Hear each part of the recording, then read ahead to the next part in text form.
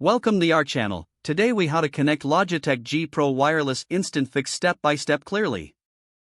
Begin by ensuring your Logitech G Pro wireless mouse is fully charged. Connect the USB receiver to your computer's USB port. Wait for your operating system to recognize the device. Press the power button on the mouse to turn it on. You should see a green LED light indicating that it's powered up. If the light is red, it may need charging. Open the Logitech G Hub software on your computer. Look for the mouse in the connected devices list. Select the G Pro wireless from the list. If it's not showing, try reconnecting the USB receiver. Ensure Bluetooth is enabled on your computer if connecting via Bluetooth. Hold the pairing button on the back of the mouse until the LED starts blinking.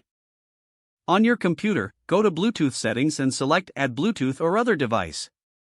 Choose Bluetooth from the list of options. Select the G Pro wireless when it appears in the available devices.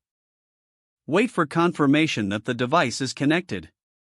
Test the mouse by moving it and clicking buttons to ensure it. If you encounter any issues, restart your computer and repeat the steps. You can also check if the mouse firmware is up to date in Logitech G Hub.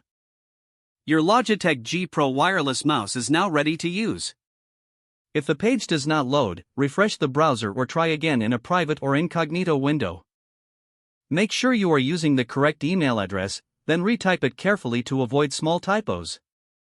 If your password is not accepted, use the reset option and create a new strong password you can remember. Check your spam folder for verification or security emails, then complete any requested confirmation steps. Enable two-factor authentication if available to improve account security and reduce unauthorized access risk. After signing in, review your profile details so your contact information and settings are accurate and current. If you see an error message, note it down and try again after restarting your device and internet connection. Log out when you finish, especially on shared devices, to keep your account and payment information secure.